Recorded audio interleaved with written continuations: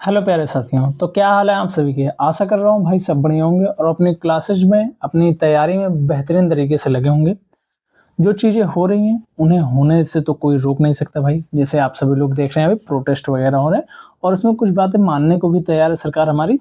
लेकिन जो है अगर नहीं मानती है तो उसके लिए भी हमारे पास उपाय है, तो आप लोग साथ में अपनी पढ़ाई को करते रहेंगे।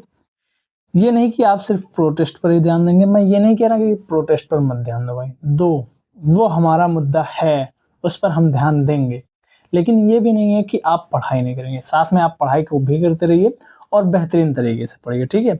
तो इसी सिलसिले में आज की क्लास को हम लोग स्टार्ट करते हैं। और भाई ये क्लास जो है आनी थी कल ही, लेकिन कल नहीं आ पाई थी। उसका कारण था कि मैं घर आ गया था, लेकिन मैं इसको क्लास को रिकॉर्ड नहीं कर पाया और रिकॉर्ड ना कर पाने के कारण आप लोगों की क्लास ये आ नहीं पाई, जिस वजह से ये क्लास आज आप लोगों की आ रही है, ठीक है? तो आज हम लोग क्या देख रहे होंगे भैया? मौर्योत्तर काल देख रहे होंगे। मौर्योत्तर काल में जो भी घटनाएं हुई, जो भी चीजें हुई हैं, उनको हम लोग बहुत बेहतरीन तरीके से देख रहे होंगे मौर्योत्तर काल को, ठीक है? थोड़ा सा मैं कलर इसका चेंज करता हूँ, तभी मजा आएगा, ठीक है? चलिए देखते हैं इसमें हमारा पहला प्रश्न क्या है। प्राचीन भारत के निम्नलिखित राजवंशों पर विचार कीजिए। मतलब काल के अनुसार इनका कौन सा पहले आया, फिर कौन आया, फिर कौन आया, फिर कौन आया। इस प्रकार से हमको इन राजवंशों को सुव्यवस्थित करना है या फिर व्यवस्थित करना है, ठीक है? तो इसमें हमारा सबसे पहले कौन आता है भैया? मौर्य वंश आता है, यानी कि ऑप्शन नंबर इसमें जो है पहला, ये बी वाला काट दो। उसके बाद कौन सा आएगा भाई? उसके बाद जो हमारा शुंग वंश आता है, ऑप्शन नंबर सी भी हमारा कट गया इस प्रकार से। उसके बाद हमारा कौन सा आता है? तो भैया कौरव वंश आता है। मतलब ऑप्शन नंबर ए जो है हमारा डायरेक्टली इस प्रकार से सही हो जाएगा। हम चौथे को देखेंगे नहीं, ऑप्शन से भी हम इस चीज को कर सकते हैं, ठीक है? चलिए इसकी व्याख्या हम लोग देखते हैं। विद्वान मौर्य साम्राज्य की अवधि लगभग 321 ईसा पूर्व से 184 ईसा पूर्व मानते हैं। शुंग राजवंश के काल की अवधि लगभग जो है 184 ईसा पूर्व से 73 ईसा पूर्व मानी जाती है। कौरव राजवंश की अवधि जो है लगभग 73 ईसा पूर्व से 28 ईसा पूर्व है। कुषाण साम्राज्य की को जो है ईस्वी की पहली से तीसरी शताब्दी के मध्य माना जाता है। जो कुषाण साम्राज्य, इसको ईस्वी की जो है पहली से जो है तीसरी शताब्दी की क्या माना जाता है भैया? मध्य माना जाता है। अतः विकल्पगत प्राचीन भारत के राजवंशों का सही कालानुक्रम क्या है भाई? सबसे पहले मौर्य हो जाएगा, फिर शुंग हो जाएंगे, फिर कौरव हो जाएंगे, फिर कुषाण हो जाएंगे। मतलब इस प्रकार से हमारा क्या हो जाएगा? इसका सही क्रम हो जाएगा, ठीक है? ताम्रपत्र लेख दर्शाते हैं कि प्राचीन काल में बिहार के राजाओं का संपर्क था। तो वह जो है जावा और सुमात्रा से था। कहां से था भैया? जावा और सुमात्रा से जो है ताम्रपत्र लेख दर्शाते हैं हमें कि प्राचीन काल के बिहार के राजाओं का संपर्क था। पालवंशी शासक देवपाल बौद्ध मतानुयायी था। पालवंशी जो शासक देवपाल था, ये क्या था भैया? पालवंशी शासक देवपाल, ये बौद्ध मतानुयायी था। लेखों में उसे परम सौगात कहा गया है। लेखों में इसको क्या कहा गया है भैया? परम सौगात कहा गया है। इन्होंने जावा के शैलेंद्र वंशी नामक बाल पुत्र देव के अनुरोध पर उसे नालंदा में एक बौद्ध विहार बनवाने के लिए 5 गांव दान दिया था। भाई इस प्रकार से ये चीजें हमें कंफर्म हो जाते हैं कि जावा सुमात्रा से जो है वह संपर्क, सीधा संपर्क था, ठीक है? चलिए आगे देखते हैं हम लोग। अगला प्रश्न, स्वर्ण भूमि का वह कौन सा राजा था? स्वर्ण भूमि का वह राजा कौन था जिसने जो है नालंदा में एक बौद्ध विहार की स्थापना की तथा उसे उसके रख रखाव हेतु अपने दूत द्वारा देवपाल को 5 गांव दान में देने के लिए प्रार्थना की? तो बाल पुत्र देव था। वही प्रश्न देखो, उसकी व्याख्या से यहाँ पर देखो हमें प्रश्न देखने को मिल गया। सूची 1 को जो है सूची 2 से हमको क्या करना भैया? वह मिलाना है। सूची 1 को जो है हमको सूची 2 से जो है हमको मिलाना है, ठीक है? तो इसमें जो है कर्ण सुवर्ण, ये कहां पर है भैया? ये पश्चिम बंगाल में हो जाएगा। कर्ण सुवर्ण जो है ये पश्चिम बंगाल में हो जाएगा। और जो है प्रतिष्ठान, प्रतिष्ठान जो है ये महाराष्ट्र में हो जाएगा। यानी कि पहले का तीसरा और चौथे का, इसमें दोनों में है भाई। अब ये बीच वाला देखते हैं हम लोग। गिरनार, गिरनार जो है भैया ये कहां पर हो जाएगा? गिरनार जो है भैया, एक सेकंड, गिरनार जो है ये गुजरात में हो जाएगा। हाँ, और प्राग्ञ ज्योतिष की असम में हो जाएगा। यानी कि ऑप्शन नंबर बी जो है हमारा इसमें वो राइट हो जाएगा। कौन सा हो जाएगा भैया? ऑप्शन नंबर बी जो है हमारा वो राइट हो जाएगा। पुरातत्वीय और ऐतिहासिक विवरणों में जो है कर्ण सुवर्ण को प्राचीन नगर बताया गया। कर्ण सुवर्ण को क्या बताया गया भैया? प्राचीन नगर बताया, जिसकी स्थिति वर्तमान जो है मुर्शिदाबाद जिला पश्चिम बंगाल में मानी जाती है। प्राचीन संस्कृत साहित्य में प्राग्ज्योतिष और कामरूप दोनों नामों का प्रयोग प्राचीन असम और उसके आसपास के क्षेत्रों के लिए हुआ है। ये कामरूप भी याद करना भाई, कामरूप अगर दे देता थोड़ा सा कंफ्यूजन, तो ये भी याद रखना कि इसके असम के आसपास के जो क्षेत्र थे वो जो है कामरूप वगैरह कहलाते थे, प्राग्ज्योतिष। ठीक, गिरनार पर्वत और उससे संबंधित प्राचीन धार्मिक ऐतिहासिक स्थल जो है कहाँ है, आज के जो है गुजरात राज्य में है। प्रतिष्ठान इसी को पैठन कहा जाता है। ये गोदावरी नदी के तट पर स्थित महाराष्ट्र राज्य के छत्रपति संभाजीनगर, इसका पुराना नाम क्या था भैया, औरंगाबाद था। इसी जिले में ये स्थित है। किसमें भैया, प्रतिष्ठान यानी कि पैठन गोदावरी नदी के तट पर स्थित जो महाराष्ट्र राज्य के छत्रपति संभाजीनगर, पूर्व उसका नाम क्या था, औरंगाबाद था, अभी बदल कर क्या कर दिया गया, छत्रपति संभाजीनगर कर दिया है, जिले में स्थित है। ठीक है, किस अभिलेख में रुद्रदामन प्रथम की विभिन्न उपलब्धियां वर्णित हैं, तो वह जूनागढ़ में है। किसमें भी है, जूनागढ़ में जो है रुद्रदामन प्रथम की उपलब्धियां वर्णित हैं। गुजरात के जूनागढ़ से रुद्रदामन प्रथम का एक अभिलेख प्राप्त है। यह जिस शिला पर उत्कीर्ण है उसी पर अशोक के 14 प्रज्ञापनों की एक प्रति तथा स्कंदगुप्त के लेख भी खुदे हुए हैं। गुजरात के जूनागढ़ से जो है रुद्रदामन प्रथम का क्या प्राप्त हुआ भैया, एक अभिलेख प्राप्त हुआ है। यह जिस शिला पर उत्कीर्ण है उसी पर क्या है, अशोक के 14 प्रज्ञापनों की एक प्रति और स्कंदगुप्त के लेख भी खुदे हुए हैं। ये इंपॉर्टेंट है, इसको याद रख लेना। ठीक है, यह विशुद्ध संस्कृत भाषा तथा जो है ब्राह्मी लिपि में लिखा गया है। इसमें रुद्रदामन की विभिन्न उपलब्धियों पर सुंदर प्रकाश डाला गया, मतलब रुद्रदामन के बारे में सुंदर सुंदर चीजें, मतलब सही चीजें बताई गई, उसकी कुकृत या फिर जो भी उसने और चीजें की थी उनको नहीं बताया गया, सिर्फ सुंदर चित्रण उसका किया गया, मतलब ये अच्छा था काफी, यही चित्रण किया गया हुआ इसमें। दूसरी शताब्दी के आसपास रचित संस्कृत के शिलालेख के अनुसार सुदर्शन झील एक कृत्रिम जलाशय की मरम्मत किसने करवाई थी, तो रुद्रदामन ने करवाई थी। किसने करवाई थी भैया, रुद्रदामन ने करवाई थी। रुद्रदामन प्रथम 130 से 150 ईस्वी का जूनागढ़ अभिलेख गुजरात के में जो है गिरनार पहाड़ी से प्राप्त हुआ है। संस्कृत भाषा का यह अभिलेख प्रारंभिक संस्कृत अभिलेखों में से एक है। भाई देख रहे हो ये कितना इंपॉर्टेंट है। यहाँ से जो है भाई मेरी मान कर चलो कि यहाँ से एक प्रश्न बन जाएगा, मान कर चलना बीपीएससी में यहाँ से कथन निष्कर्ष में दे सकता है ये कथन, ये याद रखना। रुद्रदामन प्रथम 130 से 150 ईसा का जूनागढ़ अभिलेख गुजरात के गिरनार पहाड़ी से प्राप्त हुआ। संस्कृत भाषा का यह अभिलेख प्रारंभिक संस्कृत अभिलेखों में से एक है। इस अभिलेख से सुदर्शन झील के बांध के निर्माण तथा पुनर्निर्माण की सूचना क्या होती है भैया, वह प्राप्त होती है। मान कर चलो, मेरा दिल पता नहीं क्यों कह रहा भाई, यहाँ से एक स्टेटमेंट बनने के चांस है। इनमें से किसने सर्वप्रथम व्यापक पैमाने पर स्वर्ण मुद्रा का प्रचलन किया था, तो उसने किसने किया था, विम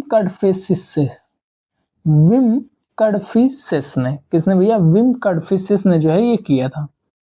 कुषाण शासकों द्वारा व्यापक पैमाने पर स्वर्ण मुद्रा का प्रचलन प्रारंभ करना भारतीय उपमहाद्वीप में उनका सबसे महत्वपूर्ण योगदान था। कुषाण शासकों द्वारा क्या था भैया, व्यापक पैमाने पर स्वर्ण मुद्रा का प्रचलन प्रारंभ करना भारतीय उपमहाद्वीप में उनका क्या था, सबसे महत्वपूर्ण योगदान था। कुषाण शासक विम कडफिसेस को स्वर्ण मुद्राओं का प्रचलन का श्रेय प्राप्त है, मतलब कि यही एक ऐसा था जिसको जो है स्वर्ण मुद्राओं के प्रचलन का श्रेय प्राप्त है भाई। पूर्व गुप्त काल में शीशे के सिक्के की एक बड़ी संख्या जारी की थी। किसने की थी भैया, तो सातवाहनों द्वारा शीशे के सिक्के की जो है बड़ी संख्या जारी की गई थी। पूर्व गुप्त काल में शीशे के सिक्कों की एक बड़ी संख्या सातवाहन शासकों द्वारा जारी की गई थी। ज्ञात है यानी कि धातव्य उसी को लिखा जाता है। ज्ञात है कि सातवाहन राजवंश की स्थापना सिमुक ने की थी। धातव्य की जो सातवाहन है उस वंश की स्थापना किसने की है भैया, सिमुक ने की थी। इनकी वास्तविक राजधानी क्या थी, प्रतिष्ठान या पैठन में अवस्थित थी। पुराणों में इस राजवंश को आंध्र भृत्य या फिर आंध्र जाति कहा गया है। पुराणों में इस सातवाहन वंश को क्या कहा गया भैया, आंध्र भृत्य या फिर आंध्र जाति कहा गया है। शुंग वंश के बाद किस वंश ने भारत पर राज किया था, तो ये कण्वा या फिर कण्व जो है वंश ने जो है यह शासन किया था। ठीक है, शुंग वंश की बात देखो यहाँ पर है। अब आगे, शुंग वंश का अंतिम राजा देवभूति अपने आमत्य वासुदेव के षड्यंत्रों द्वारा मार डाला गया। वासुदेव ने जिस नवीन राजवंश की नींव डाली थी वह कण्व या फिर कण्वायन नाम से जो है जाना जाता था। शुंगों के समान यह भी क्या थे भैया, ब्राह्मण वंश के थे। ये प्रश्न बन सकता है कि शुंग किस सॉरी कण्व जो है वो क्या थे, वो ब्राह्मण वंश के थे। क्या थे भैया, ये शुंगों के समान ही ब्राह्मण वंश के थे। ठीक है। गुप्त एवं गुप्तोत्तर काल से किस गुप्त ने अपने बड़े भाई की हत्या पर सत्ता प्राप्त की थी? तो चंद्रगुप्त द्वितीय ने। चंद्रगुप्त द्वितीय ने अपने बड़े भाई की हत्या पर क्या प्राप्त की थी भैया? सत्ता प्राप्त की थी। समुद्रगुप्त के पश्चात उसका बेटा रामगुप्त शासक बना, लेकिन शकों के आक्रमण का समक्ष विरोध न करने के कारण उसके भाई चंद्रगुप्त द्वितीय ने रामगुप्त की हत्या कर उसकी पत्नी ध्रुव देवी से विवाह कर लिया और शकों के विरुद्ध विजय प्राप्त की। भाई समझ लो, समुद्रगुप्त जो था उसके पश्चात उसका बेटा कौन बना? रामगुप्त शासक बना समुद्रगुप्त के पश्चात। समुद्रगुप्त से तो ये सब डरते ही थे भाई, लेकिन जो क्या हुआ कि शकों का आक्रमण का समक्ष विरोध इसने नहीं किया रामगुप्त ने, तो उसके भाई जो था चंद्रगुप्त द्वितीय रामगुप्त ने जो है इसका किसका शकों का जो है वो आक्रमण का समक्ष विरोध नहीं किया। इसके कारण क्या किया, जो इसका भाई था चंद्रगुप्त द्वितीय, इसने क्या किया भाई? रामगुप्त की हत्या कर दी। जा ना रहबा और ना हमारा से मतलब शक के सामने जो है टिकबा, मतलब तुम्हें हटाई देते रास्ता से हम, अब जो है हम राज करब, और हम राज करब भैया, तो हम तो जब राज करब तो हम तो एकदम कायदे से राज करब और हम बल भे विरोध करब और अन्य लोग के हराई। और आखिरकार ये किए चंद्रगुप्त द्वितीय का कियन भैया कि रामगुप्त के हत्या कर दिए। उसके बाद जो है उनकी पत्नी जो ध्रुव देवी थी उनसे विवाह कर लिया इन्होंने, और फिर जो है शकों के विरुद्ध क्या कर ली भैया? विजय प्राप्त उन्होंने कर ली। क्या कर ली भैया? शकों के विरुद्ध विजय प्राप्त कर ली। प्राचीन भारत का नेपोलियन किसे कहा जाता है? तो किसको कहा जाता है भैया? समुद्रगुप्त को कहा जाता है। किसको कहा जाता है? प्राचीन भारत का नेपोलियन समुद्रगुप्त को कहा जाता है। हम भैया एक आध बार घरे वाली भाषा में बोलब तोरे लोग से, ठीक है? तो ये समझ जाए कि बस करा एकदम मस्ती के मूड में बैठे वहाँ गुरुजी, और बतियात हम एकदम तोहरे लोग से एकदम सामान्य से बैठ के बतियात हैं कि का हाल बा, कैसन भाई, सब घर से एकदम बैठ के बतियाते हैं तुमसे, ठीक है? इतिहासकार विंसेंट स्मिथ ने अपनी रचना the early history of India में समुद्रगुप्त की वीरता एवं विजयों पर जो मुग्ध होकर उसे भारतीय नेपोलियन की संज्ञा दी। भाई समझ रहे हो, जो इतिहासकार विंसेंट स्मिथ था, इसने अपनी रचना जो थी the early history of India, उसमें समुद्रगुप्त की जो है वीरता एवं विजयों पर क्या हुआ है कि मुग्ध होकर इसको क्या कहा भैया? भारतीय नेपोलियन का है। किसको भैया? तो समुद्रगुप्त को इसने कहा है। समुद्रगुप्त को इसने क्या कहा? भारतीय नेपोलियन का है। समुद्रगुप्त की विजयों का वर्णन प्रयाग प्रशस्ति से मिलता है। इसके लेख जो है, लेखक कौन थे? हरिश्चंद्र थे। जो प्रयाग प्रशस्ति मिला है उसके लेखक कौन थे भैया? तो उसके लेखक जो है हरिश्चंद्र थे। कौन थे लेखक? हरिश्चंद्र थे। गुप्त सम्राट जिसने होड़ों को पराजित किया था, कौन था भैया? स्कंदगुप्त था। कौन था भैया? स्कंदगुप्त था, जिसने जो है होड़ों को पराजित किया था। होड़ों का पहला भारतीय आक्रमण गुप्त सम्राट स्कंदगुप्त के शासनकाल में लगभग 455 ईस्वी से में हुआ। स्कंदगुप्त के हाथों से बुरी तरह परास्त हुए। होड़ जो थे भाई, इनका जो है आखिरकार ये आक्रमण कब करते? तो ये लगभग 455 ईस्वी में जब स्कंदगुप्त का क्या था भैया? राज था, उस टाइम इन्होंने आक्रमण किया। स्कंदगुप्त ने इनको जो बहुत बुरी तरीके से रेला, पटक पटक के रेला इनको, बहुत मारा भाई, और आखिरकार ये बुरी तरीके से प्राप्त हुए। यह आक्रमण एक धावा मात्र, मतलब कि आइला और चल गईला, आइला और लात खैला और चल गईला, आया और बलवे हम मारे और तू चला गया, वह मात्र रहा के, ठीक है? और देश के ऊपर इसका कोई विशेष प्रभाव नहीं पड़ा। मतलब देश के ऊपर आया और मर दे तो चला गया, हमसे का मतलब, आवा जा रहा, खा पिए निकरा और हमसे मार खा, बस वह भय इनके, विशेष प्रभाव ना पड़ा इनके, आयन चला गए।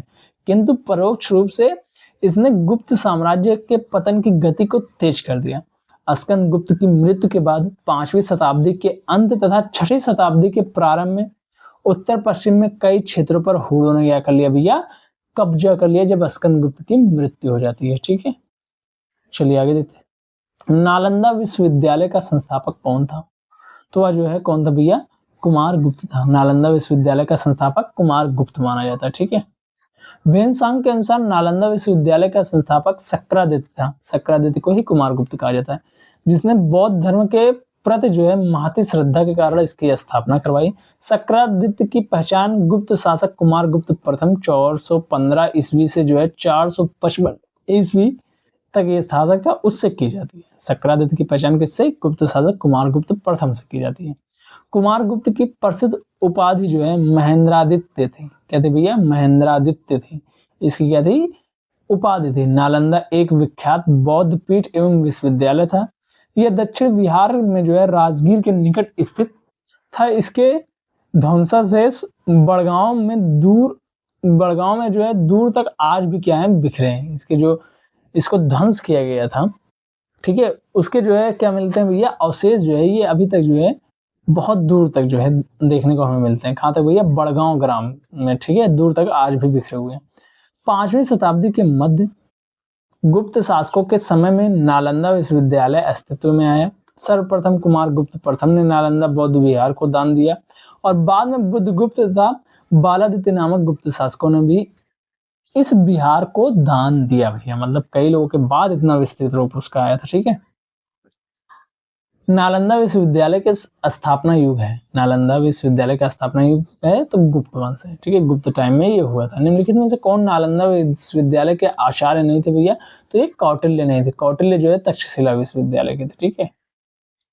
कौटिल्य चाणक्य चौथी तीसरी शताब्दी ईसा पूर्व के आचार्य थे तथा मौर्य सम्राट चंद्रगुप्त मौर्य तथा बिंदुसार के कार्यकाल में प्रधानमंत्री एवं अर्थशास्त्र के रचयिता ये माने जाते हैं। ये जो है भैया प्रधानमंत्री थे किसके समय में, चंद्रगुप्त मौर्य के समय, और किसके रचयिता, अर्थशास्त्र के रचयिता माने जाते हैं। परंपरा के अनुसार वे तक्षशिला से संबंध आचार्य थे, जबकि नालंदा महाविहार का सुनियोजित विकास किसमें हुआ था, गुप्त काल में हुआ था भैया।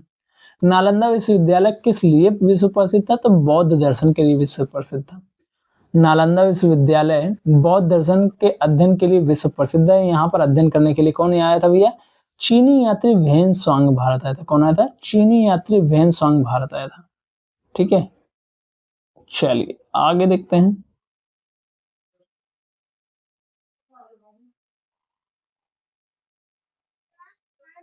कथन एवं कारण इसमें दिया हुआ है, ठीक है। कथन ए क्या है, 12वीं शताब्दी के अंत तक नालंदा महाविहार का पतन हो गया है, ठीक है, ये भी भाई सही है। 12वीं शताब्दी के अंत तक नालंदा महाविहार का पतन हो गया, सही है। महाविहार को राजकीय प्रश्रय मिलना बंद हो गया था, ये भाई गलत है। मतलब ये जो है ये तो सही है कि कथन, लेकिन इसका कारण ये गलत है कि इसी कारण से ये बंद हो गया था। महाविहार को राजकीय प्रश्रय मिलना तो बंद हो गया था, लेकिन भाई इस कारण से इसका पतन हो गया ये नहीं था। ये जो है जो मुस्लिम आक्रांता थे उनके कारण इसका पतन हुआ था, ना कि महावीर को जो है महाविहार को जो है राजकीय प्रश्रय मिलना बंद हो गया इस कारण से इसका नालंदा महाविहार का पतन हुआ था, इस कारण से नहीं हुआ था। यानी कि ए और आर दोनों सही है, परंतु जो आर है वो एक ही सही व्याख्या नहीं करता है, ठीक है, ये हमारा सही हो जाएगा। इसकी व्याख्या चलिए हम लोग देखते हैं। नालंदा में एक विख्यात बौद्ध पीठ एवं विश्वविद्यालय था। यह दक्षिण बिहार में राजगीर यानी कि प्राचीन नाम जो है राजगिरी के निकट स्थित था। 5वीं सदी के मध्य गुप्त शासकों के समय में नालंदा स्थित विश्वविद्यालय अस्तित्व में आया। 12वीं सदी के अंतिम दशक में मुस्लिम आक्रमण के फलस्वरूप इस महाविहार का क्या हो गया भैया, पतन हो गया। बंगाल के पाल शासकों द्वारा विक्रमशिला विश्वविद्यालय को संरक्षण देने के फलस्वरूप नालंदा का महत्व घटने लगा था। ये जो है इंपॉर्टेंट है, ठीक है। चलिए हम लोग देखते हैं आगे क्या भैया। भाई ये जो है हर्ष के शासन काल में आया था। कौन, चीनी यात्री फायान जो है ये हर्ष के शासन काल के दौरान बढ़ा था, ये गलत है भाई, ये चंद्रगुप्त द्वितीय के समय में आया था। और वैनसॉन्ग जो है ये हर्ष के शासन काल में आया था भाई, मतलब अपोजिट दे दिया है, तो इसमें से कोई भी सही नहीं हो जाएगा। फायान एक चीनी यात्री था और चंद्रगुप्त द्वितीय के शासनकाल में भारत के दौरे पर आया था। जब चंद्रगुप्त द्वितीय का शासनकाल था तो उस टाइम कौन आया था भाई, फायान आया था, ठीक है। उसने यहाँ के लोगों के जीवन का विस्तृत वर्णन लिखा है। उसने अपने विवरण में राजा के नाम का उल्लेख नहीं किया है। चीनी यात्री वेनसांग ने सम्राट हर्ष के शासनकाल का दौरा भारत में दौरा किया है। उसने हर्ष द्वारा नालंदा को निर्मित कई मंजिलों वाले कांस्य मठ का वर्णन किया है। उसने अपने विवरण में उल्लेख किया कि हर्ष के काल में शूद्र कृषि करते थे। उसने अपने वृत्तांत में प्रयागराज यानी कि प्रयाग में आयोजित सम्मेलन का भी उल्लेख किया है। अतः 1 और 2 दोनों गलत हैं भाई। प्रसिद्ध चीनी यात्री फायान ने किसके शासनकाल में भारत की यात्रा की थी, चंद्रगुप्त द्वितीय के समय में, ठीक है। चीनी यात्री सुन युन भारत आया था, तो उपयुक्त में से कोई नहीं, इनमें से कहीं पर भी जो है इस टाइम नहीं आया था। ये 1518 से आता है, 1518 से 1521 ईस्वी तक। चीनी यात्री सुंग युन जो है ये भारत के बाद 1518 से 21 ईस्वी भारत की यात्रा करता है। इसने अपने 3 वर्षों की यात्रा के उपरांत जो है बौद्ध ग्रंथ की एक प्रतियां जो है एकत्रित कर वह चीन लौट गया था पुनः। ठीक है, नगरों का क्रमिक पतन किस काल में एक महत्वपूर्ण विशेषता थी? तो ये गुप्त काल में थी। गुप्त काल में जो है नगरों का क्रमिक पतन एक क्या थी? महत्वपूर्ण जो है घटना थी। गुप्त काल में नगर क्रमिक पतन की ओर अग्रसर हुए। संपूर्ण गंगा घाटी में जो शहर पहले अत्यंत समृद्ध अवस्था में थे, उनमें से अधिकांश को गुप्त युग ने या तो त्याग दिया या वहां के जो है आवासन में पर्याप्त विघटन हुआ। पाटलिपुत्र जैसा महत्वपूर्ण नगर वैनसांग के आगमन तक गांव बन गया था। मथुरा जैसा महत्वपूर्ण नगर एवं कुम्हरार, सोनपुर और जो है सोगौरा और उत्तर प्रदेश में गंगा घाटी के अनेक महत्वपूर्ण केंद्र हरास के ही प्रमाण प्रस्तुत करते हैं। भाई समझ रहे हो कितनी समस्याएं थी। बंदरगाह जो है गुप्त काल में भारतीय व्यापार के लिए उपयोग में किया जाता है। उपयुक्त में से कोई नहीं, या एक से अधिक, मतलब भाई एक से अधिक प्रयोग किए जाते थे इसमें। ठीक है, गुप्त काल में बंगाल में ताम्रलिप्ति जो है एक प्रमुख बंदरगाह था, जहां से उत्तर भारत के साथ दक्षिण पूर्व एशिया, चीन, लंका, जावा, सुमात्रा आदि देशों के साथ व्यापार होता था। ये बंगाल देख रहे हो भाई, ये मान लो ऐसे है ना, ऐसे ये बंगाल वाला रीजन। यहां से जो है भाई कहां पर होता था भैया? ये जो पूर्व एशिया वाले जितने भी इधर देश थे, चीन में होता था, श्रीलंका में भी होता था, यहाँ पर भी होता था, और कहां पर? जावा, सुमात्रा, यहाँ सब होता था, यहाँ से व्यापार। पश्चिम भारत का प्रमुख बंदरगाह कौन था? पश्चिम भारत है तो भ्रिकचु भड़ौस था, जहां से जो है पश्चिमी देशों के साथ समुद्री वायु, ये वाला यहाँ वाले रीजन में यहाँ पर था। ठीक है, पश्चिमी भारत में। ठीक है, और जो इसके अलावा कल्याण एवं कौसाम्बे से भी उत्तर भारतीय व्यापार होता था उत्तर भारत में। ठीक है, तो ये जो है थोड़ा सा जो है इंपॉर्टेंट हो जाता है हमारा। एक सेकंड भाई,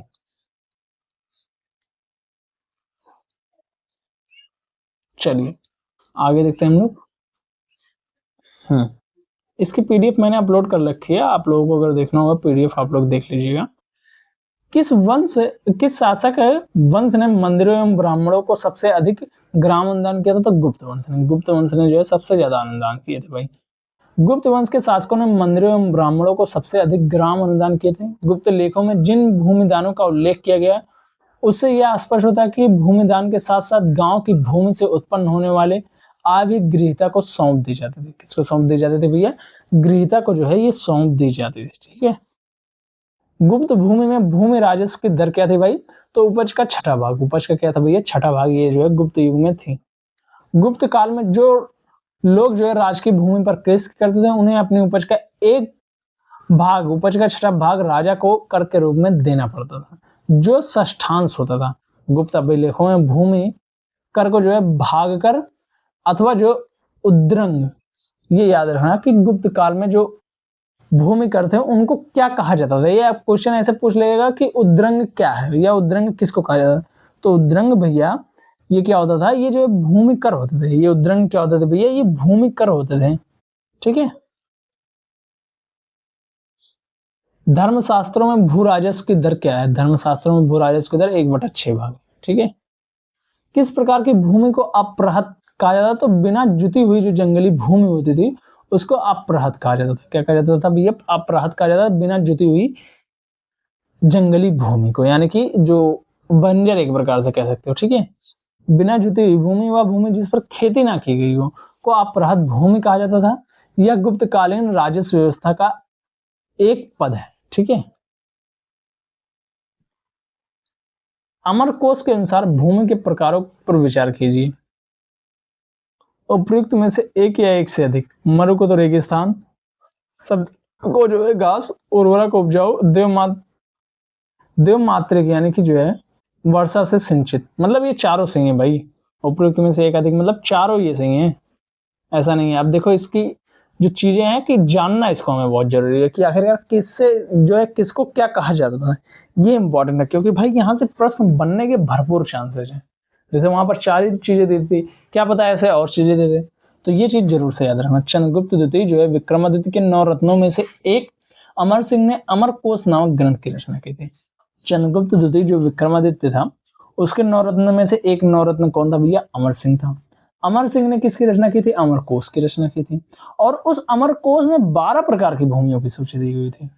अमर सिंह किसके दरबार में था? तो ये चंद्रगुप्त विक्रमादित्य के 9 रत्नों में से एक रत्न था और इसने किसकी रचना की थी? अमर कोश की रचना की थी। और इस अमर कोश में 12 प्रकार की क्या दी गई है? भूमियां दी गई हैं।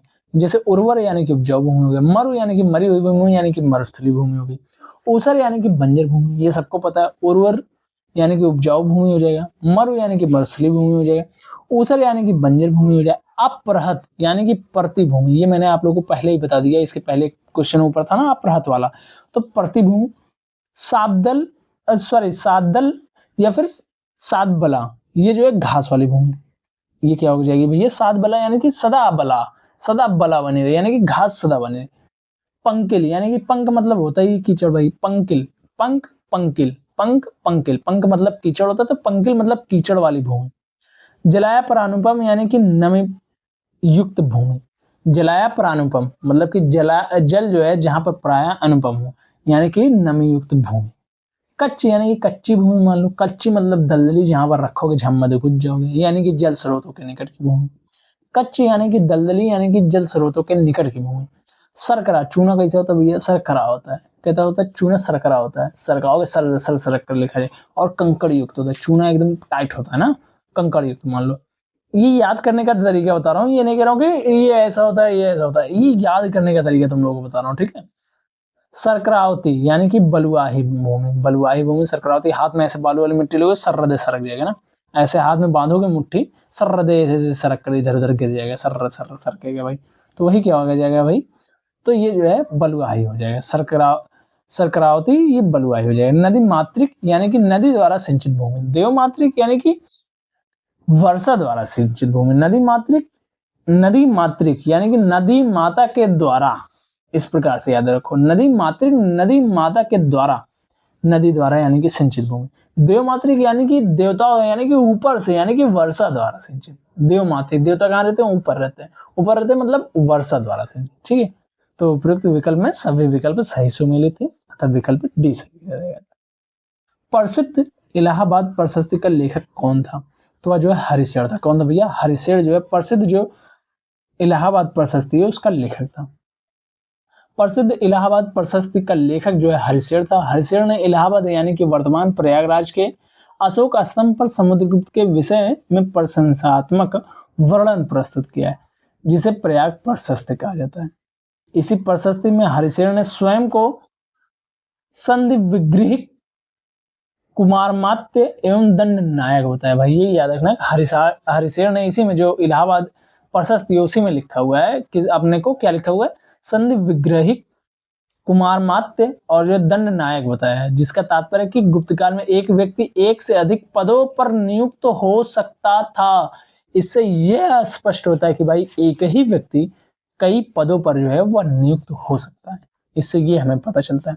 निम्नलिखित में से किस वंश के शासकों को जो है पुराणों में श्री पर्वती कहा गया है? तो इक्ष्वाकु वंश को। किसको भैया? इक्ष्वाकु वंश के शासकों को जो है पुराणों में श्री पर्वती कहा गया है।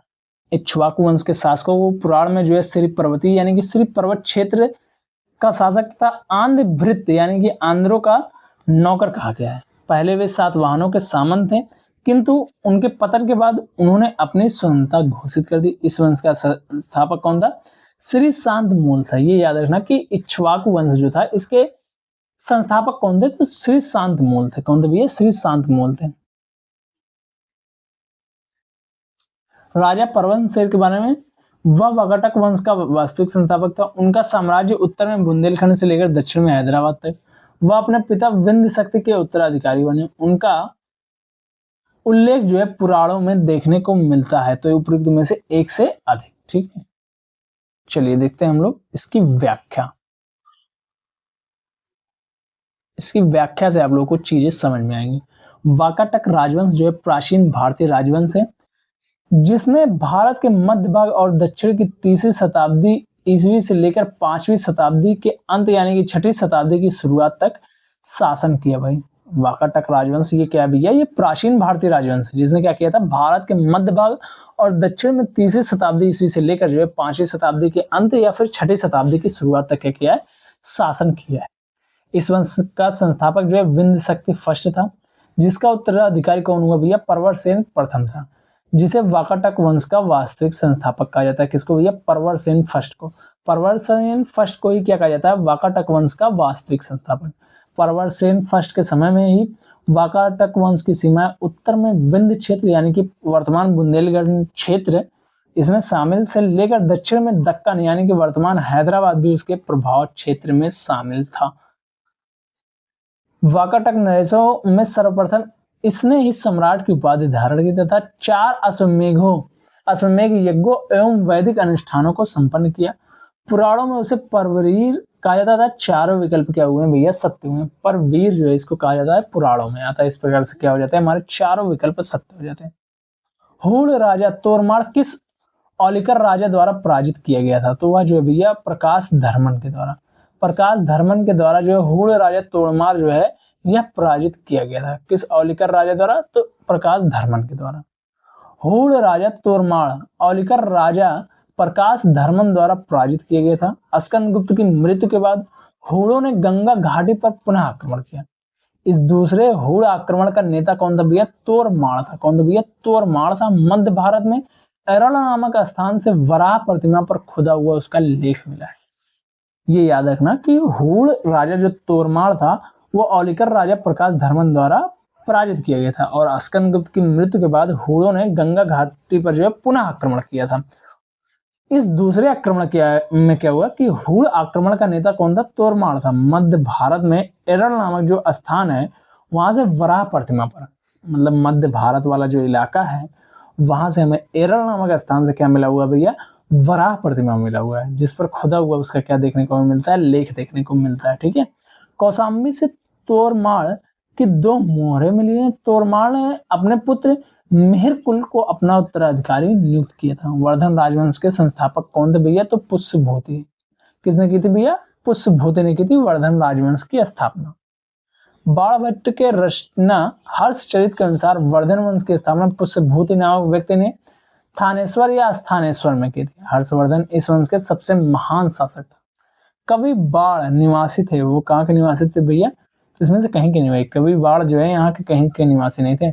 बाणभट्ट के जन्म स्थान को लेकर विद्वानों के मध्य काफी मतभेद देखने को मिलता है। कुछ विद्वानों के अनुसार उनका जन्म बिहार में सोन नदी के किनारे अवस्थित प्रतिकुटा नामक गांव में हुआ था। प्रतिकुटा नामक गांव में किनका जन्म हुआ था भैया? बाणभट्ट का। कुछ विद्वानों के अनुसार ये है। ठीक है।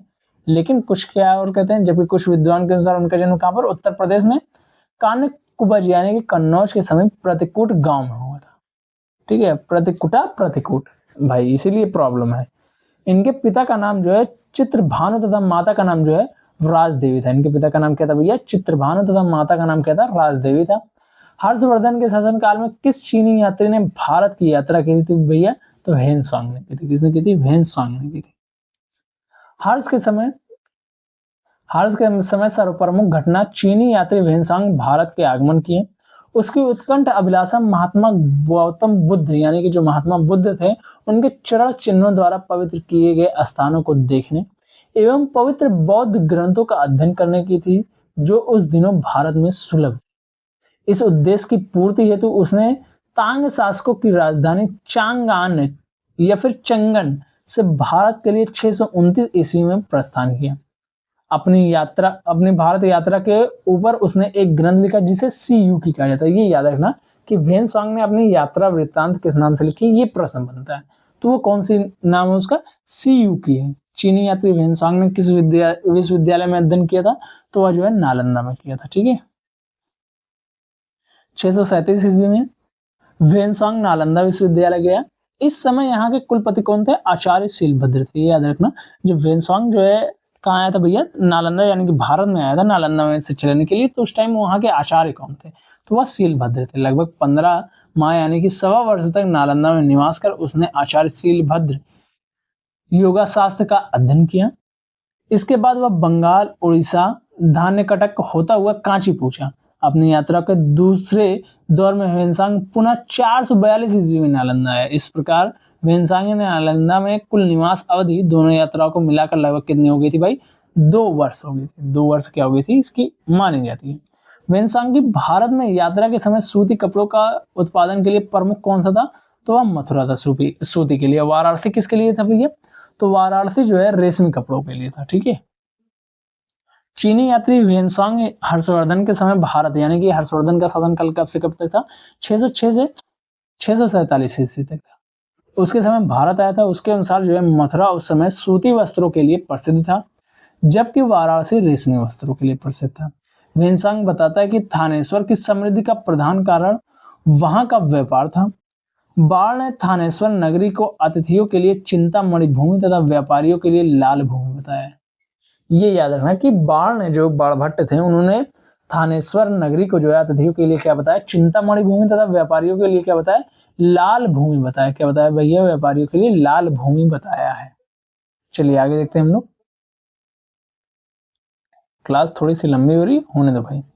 यहाँ के निवासी अधिकांशतः जो है व्यापारी थे। क्या था भैया, यहाँ के निवासी 35 मिनट हो गए ना, 35 से 40 मिनट, तो भाई कम से कम 50 मिनट तो 40 45 50 मिनट होना ही चाहिए। ठीक है, यहाँ के निवासी अधिकांशतः व्यापारी थे जो विभिन्न वस्तुओं का व्यापार करते थे। उज्जैनी तथा कन्नौज भी इस काल के आर्थिक दृष्टि से अत्यंत समृद्ध थे। ठीक है भैया, निम्नलिखित में से किस शासक ने हर्ष के समय असम पर शासन किया था? निम्नलिखित में से किस शासक ने हर्ष के समय असम पर शासन किया था? तो भास्कर वर्मन ने। किसने किया था भैया? भास्कर वर्मन ने हर्ष के समय असम पर शासन किया था। प्रश्नगत विकल्पों में हर्ष के समय पर भास्कर वर्मन ने असम पर शासन किया था। भास्कर वर्मन कामरूप यानी कि असम में वर्मन राजवंश का शासक था, राजवंश का क्या था, शासक था। मुकुंद माधव शर्मा की पुस्तक इंस्क्रिप्शन ऑफ एशियंट असम, ये याद रखना, ये किसकी पुस्तक है? मुकुंद माधव शर्मा की पुस्तक है। मुकुंद माधव शर्मा की पुस्तक कौन सी? Inscription of ancient Assam. ये याद रखना, बहुत इंपॉर्टेंट क्वेश्चन है। मुकुंद माधव शर्मा की पुस्तक है इंस्क्रिप्शंस ऑफ एशियंट असम। और जो असम गजेटियर के अनुसार भास्कर वर्मन के उपरांत कुछ वर्षों के लिए अवंती वर्मन शासक बना, जिसे जो है साल स्तंभ ने गद्दी से हटाकर सिंहासन हथिया लिया। 7वीं शताब्दी के दौरान भारत का कौन सा शासक था जो बौद्ध धर्म के संरक्षण एवं सांस्कृतिक गतिविधियों के समर्थन के लिए जाना जाता है? तो वह हर्ष था। कौन था भाई? हर्ष था। 7वीं शताब्दी के दौरान भारत का पुष्यभूति वंश का शासक हर्ष यानी कि हर्षवर्धन बौद्ध धर्म के संरक्षण एवं सांस्कृतिक गतिविधियों के समर्थन के लिए जाना जाता है। हर्षवर्धन के लगभग 606 ईस्वी से 647 ईस्वी के लगभग 41 वर्षों तक इसने शासन किया था, हर्षवर्धन ने। ये याद रखना। गुप्त वाकाटक युग में तार्किक तर्क और बहस पर ध्यान केंद्रित करते हुए भारतीय दर्शन के किस महत्वपूर्ण स्कूल का विकास हुआ था? तो न्याय का हुआ था। किसका हुआ था भैया? न्याय का हुआ था। ठीक है, चलिए इसकी व्याख्या हम लोग देखते हैं। गुप्त वाकाटक युग में तार्किक तर्क और बहस पर ध्यान केंद्रित करते हुए भारतीय दर्शन स्कूल न्याय का विकास हुआ। न्याय दर्शन के संस्थापक गौतम थे। न्याय दर्शन के अनुसार ज्ञान वैध या अवैध हो सकता है। वैध ज्ञान को प्रमा और अवैध ज्ञान को अप्रमा कहा जाता था। ये याद रखना कि वैध ज्ञान को प्रमा और अवैध ज्ञान को अप्रमा। ये पूछ सकता है कि प्रमा क्या है, अप्रमा क्या है। तो वैध ज्ञान जो होता था वो प्रमा होता था, जो अवैध ज्ञान होता था वो क्या होता था? अप्रमा होता था। ठीक है, चलिए आगे देखते हैं हम लोग। इनमें से किसने पहली बार यह व्याख्या की कि पृथ्वी अपनी धुरी पर घूमने के कारण ही प्रतिदिन क्या होता है? सूर्योदय एवं सूर्यास्त होता है। तो आर्यभट्ट ने की थी। किसने की थी भैया? आर्यभट्ट ने जो है यह व्याख्या की थी। आर्यभट्ट प्रथम व्यक्ति थे जिन्होंने यह व्याख्या की कि पृथ्वी के अपनी धुरी पर घूमने के कारण ही प्रतिदिन सूर्योदय एवं सूर्यास्त होता है। इनमें से कौन गुप्त काल में औषधि के क्षेत्र में अपने कार्य के लिए जाने जाते हैं? तो प्रयुक्त में से एक या एक से अधिक। ठीक है, तो भाई ये जो है गुप्त काल में ऐसा कोई इसमें से था नहीं। ठीक है, सुश्रुत को शल्य क्रिया का जनक कहा जाता है। यह काशी में रहने वाले थे। इनका जन्म लगभग 1000 ईसा पूर्व से 600 ईसा पूर्व माना जाता है। सौनक ऋग्वेद कालीन थे, ऋषि थे। शूद्रक जो है गुप्त कालीन नाटककार थे। सौमिला जो है गुप्त कालीन नाटककार थे, जिसे जो है कालिदास ने भास एवं कविपुत्र के साथ याद किया जाता है। इस प्रकार गुप्त काल में औषधि के क्षेत्र में उत्तर में से किसी ने कार्य नहीं किया। यद्यपि बिहार लोक सेवा आयोग ने प्रारंभिक एवं अंतिम उत्तरक पत्रक दोनों में इसका विकल्प क्या माना है? सही ए माना जाता है। चूंकि गुप्त काल का प्रारंभ 275 एडी यानी कि श्री गुप्त से प्रारंभ है, जो सुश्रुत के मान्य काल यानी कि 1000 बीसी से 600 बीसी से करीब 1000 वर्ष बाद का है भाई। इसलिए जो है सुश्रुत के गुप्त काल में समकालीन मानना औचित्यपूर्ण नहीं है भाई। अब जो है हम लोग क्या देखेंगे भैया कल वाली क्लास में प्राचीन भारत के स्थापत्य कला को देखेंगे। तो आज के लिए बस इतना ही। Thank you so much. मिलते हैं नेक्स्ट क्लास में। और क्लास कैसी लगी आप सभी लोगों को कमेंट करके जरूर से बताना। वीडियो को लाइक और चैनल को सब्सक्राइब करना ना भूलना। Thank you so much.